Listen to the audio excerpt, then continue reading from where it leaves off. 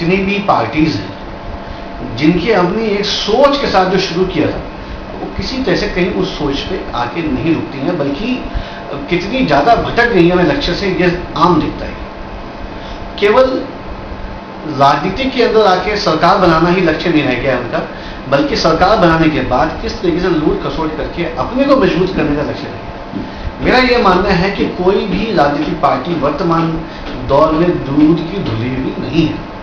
इसमें कोई शक नहीं है कि मैं भी कभी किसी एक राजनीतिक पार्टी से संबंधित रहा, लेकिन जब मैंने देखा कि उनकी सोच में बदलाव आ गया है, मात्र वो किसी ना किसी एक व्यक्ति की मुखौटे को लेकर चलने का प्रयास करते, तो मैं सोचता हूँ कि तो हमारा जो सोचना है एक समाज सेवा के क्षेत्र में, वो कहीं भटकाव जाता है। इसलिए हमने जब भी निर्णय लिया, ये लिया कि हम अपने आप लड़ेंगे, जनता को हम आम आदमी को बताएंगे हम क्यों लड़ रहे हैं, क्यों बहुत ज़्यादा पैसा खर्च करके चुनाव लड़ा जाए, ये समझ में नहीं आता।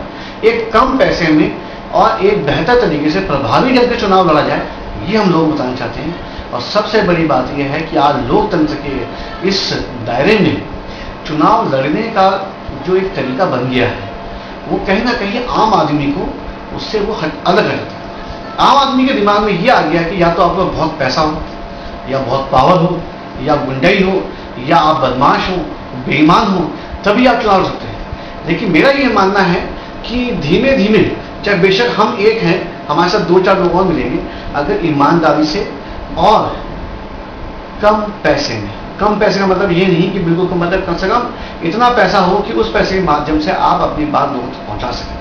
आप जबरदस्ती पैसों को लौटाएं नहीं, उड़ाएं नहीं, लोगों को रिश्वत देने में ना खर्च करें, और लोगों को बेतरतीब खर्चे में ना डाल करके, बल्कि उसका सही सदुपयोग करके उसका पैसे का, और आप आगे लोगों को बढ़ाएं, लोगों को बताएं तो बेहतर है। मेरा जहाँ तक मानना ये है कि जितने भी इस समय विधानसभा की जो सीट्स हैं, अगर उसमें आप चुनाव लड़ना चाहते हैं, अगर सही रूप में देखा जाए तो मेरे ख्याल से 2 या 5 लाख से ज़्यादा का बजट नहीं होना चाहिए। इतने में आराम से आदमी चुनाव लड़ सकता है। लेकिन हाँ, बहुत आज़ाद पैसा हो, लुटाना हो, उसके लिए 5 करोड़ भी कम है, ये मेरा मानना है। और आपके प्रश्न में वापस आता हूँ कि निसंदेह राजनीतिक क्षेत्र ऐसा है जहाँ से समाज सेवा बहुत ही प्रभावी ढंग से, ईमानदारी से, प्रतिबद्धता से, और आप अपनी पूर्णता, लगन और तपस्या से एक बेहतर रूप से कर सकते हैं, ये मेरा मानना है। अशोक जी, अगर आपसे मैं पूछूं कि आप किसी राजनीतिक दल से अगर टिकट लेना चाहोगे तो आप फिर किस पार्टी को अहमियत हो? देखिए, मैं अभी तक तो बहुत सोचता था कि ये पार्टी बहुत अच्छी है, ये बहुत बढ़िया है, मतलब बीएसपी के बारे में, बीजेपी के बारे में, कांग्रेस है, समाजवादी पार्टी है, लोकदल है। लेकिन जब मैंने इनकी कारगुजारी देखी, एक अंदर घुस के देखने का प्रयास किया और धीमे धीमे देखा, निसंदेह ये लोग एकजुट होकर के सामूहिक रूप से कुछ ना कुछ काम करते हैं। लेकिन जब तक कोई आदमी पावर में नहीं आता है, उसकी असलियत नहीं मालूम पड़ती है। और ये सभी पार्टी कभी न कभी पावर में आ चुकी है, और वर्तमान में मैंने वो देखा भी है। और पावर में आने के बाद इनका चेहरा कैसे बदल जाता है, ये मेरे को बड़ा एक दुख होता है देख करके कि जो लड़ते जिस अपने मैनिफेस्टो पे हैं, वो मैनिफेस्टो खत्म हो चुका होता है, और वापस वही मैनिफेस्टो फिर दोबारा आ जाता है। जब उनसे बात की जाए कि साहब इस मैनिफेस्टो में जो आपने पॉइंट्स रखे थे तो आपने पूरे नहीं किए, तो उनके फिर कहीं ना कहीं बरगलाने वाले उनके एक अपने में कानून थे। इसीलिए मेरा ये मानना है कि जो मैं करना चाहता हूँ, जो मेरी सोच है समाज के प्रति, वो किसी भी पार्टी से मैच नहीं खाती। दूसरा, मैंने पहले भी कहा कि आज के समय में कोई भी पार्टी दूध की धुली नहीं रहेगी। इसलिए मेरा ये प्रयास है कि नोएडा कम से कम क्षेत्र के अंदर, जहाँ पे पढ़े लिखे लोगों की तादाद आज 95% है, तो मैं समझता हूँ कि वो हमारे ध्येय को, हमारी सिद्धांत को, हमारे लड़ने के लक्ष्य को अच्छी तरह समझेंगी।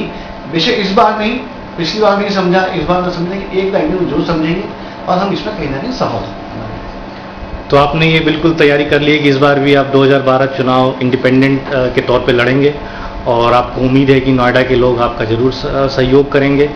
इसमें आपका क्या कहना है?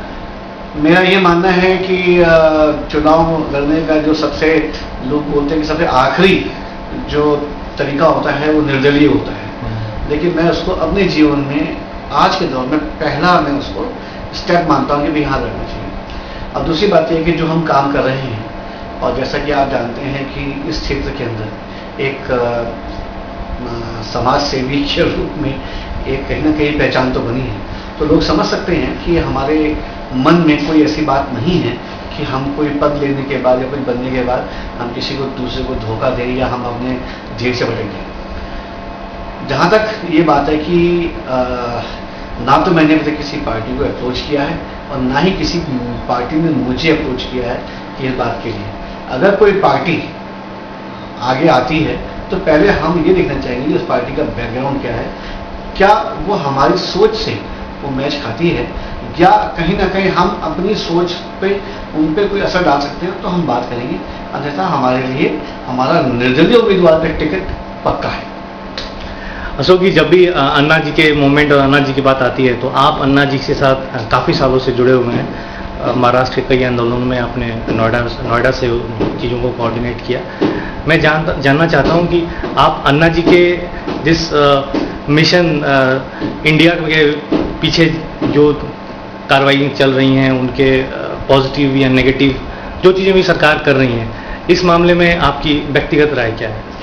देखिए, मैं अन्ना जी के बारे में ये बात कर सकता हूँ कि ये व्यक्ति कभी कितना सामान्य था, और इतना सामान्य था कि वो अपनी पहचान भी नहीं जानता था, तो लोग क्या पहचानते उसको। लेकिन ज़िंदगी में एक ऐसा मौका आया कि जब उसको कहीं लगा कि ये ज़िंदगी उसकी अपनी नहीं है, बल्कि जो ज़िंदगी भगवान ने अब उसको नए रूप में दी है वो सबके लिए लगा दी, और उसने वहाँ पर एक विलक्षण कार्य करके अपने गांव में दिखाया, और साथ में भ्रष्टाचार के विरुद्ध अकेले खड़े होकर के और पूरे महाराष्ट्र के अंदर जो उन्होंने नई क्रांति पैदा करी, वही क्रांति अब पूरे देश में उनके माध्यम से आई है।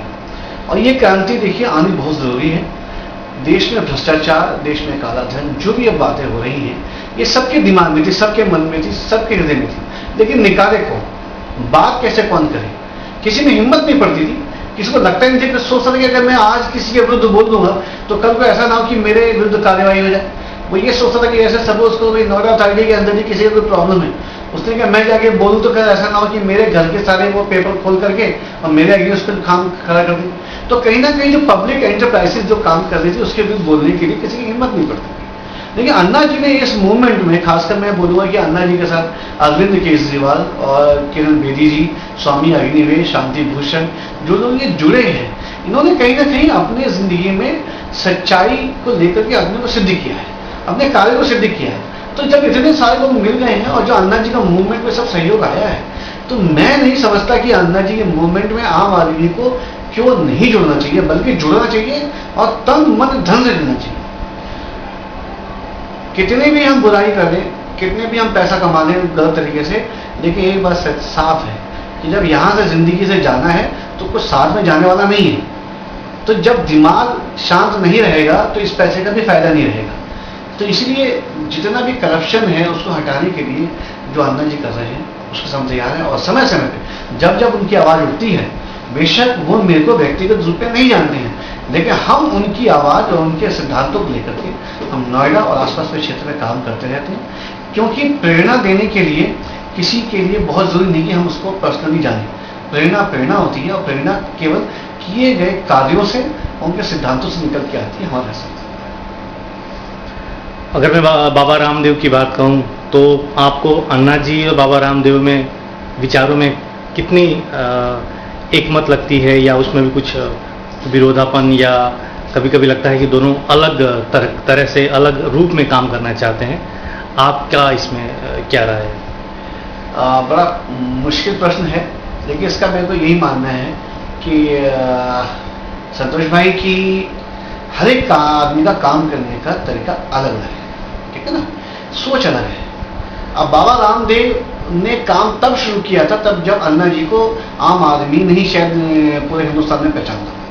आज से 7 साल पहले बाबा रामदेव ने खासकर जो मल्टीनेशनल कंपनीज के विरुद्ध में जो काम शुरू किया, तो उसी काम को आगे बढ़ाते पूरे जन क्षेत्र में, क्योंकि उनको भी कहीं ना कहीं महसूस हुआ कि भाई देश में जो इतना कुछ हो रहा है, इसके लिए कहीं उनका जो माध्यम है, जो उनकी शिक्षा है योग की, उसके माध्यम से अपनी बात करेंगे।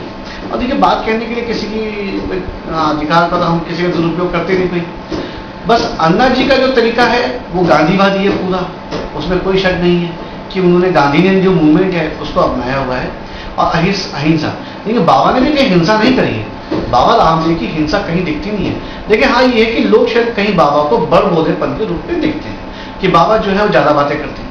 इस बार रामलीला मैदान में जब उनका अनशन हुआ तो कहीं लोगों की थोड़ी सी विजिबिलिटी ऊपर आई थी कि भाई अनशन अन्ना जी ने किया वो बिल्कुल सादगी से परिपूर्ण था, और बाबा का जो अनशन है उसके अंदर कहीं लेविशनेस और कहीं बहुत ज़्यादा भव्यता दिखाई पड़ी। तो लोगों को लगा कि शायद ये है। मेरा ये मानना है कि बाबा के पास पैसा आ चुका था तो वो ये चाहते थे कि जो आम आदमी वहाँ पे है उसको किसी प्रकार की कोई मुश्किल ना हो। बेशक मैं अनशन में बैठा हूँ लेकिन सबको वहाँ पे सहूलियत मिले, इसलिए उन्होंने भव्यता दिखाई। लेकिन दोनों का एम एक है, दोनों का लक्ष्य एक है। अगर आज लक्ष्य एक नहीं होता तो बाबा आज इस मरणासन स्थिति में नहीं होते, और कभी ये है। अब दोनों एक दूसरे को समर्थन करते हैं, लेकिन हाँ तरीका अलग है। हम दोनों के साथ हैं, हम दोनों के साथ काम करते हैं, हम दोनों के सिद्धांतों को, उद्देश्यों को हम साधुवाद देते हैं, और हम ये कहते हैं कि ऐसे लोग एक दो नहीं होने, कई सारे। अगर आज़ादी की लड़ाई जब हुई थी तो उसमें भी देखिए कि लड़ने वाले सैकड़ों थे, हर एक का अलग मत था। भगत सिंह, राजगुरु, सुखदेव, चंद्रशेखर आजाद ये अलग तरीके से लड़े थे, गांधी जी अलग तरीके से लड़े थे। आपने आज़ाद हिंद फौज के जो संस्थापक हमारे नेताजी वो अलग तरीके से लड़े, और उधर बिरसा मुंडा अलग तरीके से। तो मतलब ये है कि चाहत सबकी एक ही थी कि देश को आज़ादी मिले, लेकिन लड़ने के तरीके एक थे। कहीं ना कहीं ये डिफरेंट जो तरीके होते हैं ये एक दूसरे के पूरक हो जाते हैं, जैसे कहते हैं कॉम्प्लीमेंट करते हैं एक दूसरे को। इसलिए किसी की बुराई कहना, भिन्नता कहना ये अलग बात है, लेकिन मेरा ये मानना है कि उद्देश्य दोनों का एक ही है, तरीका अलग है, और हम दोनों तरीकों का सम्मान करें।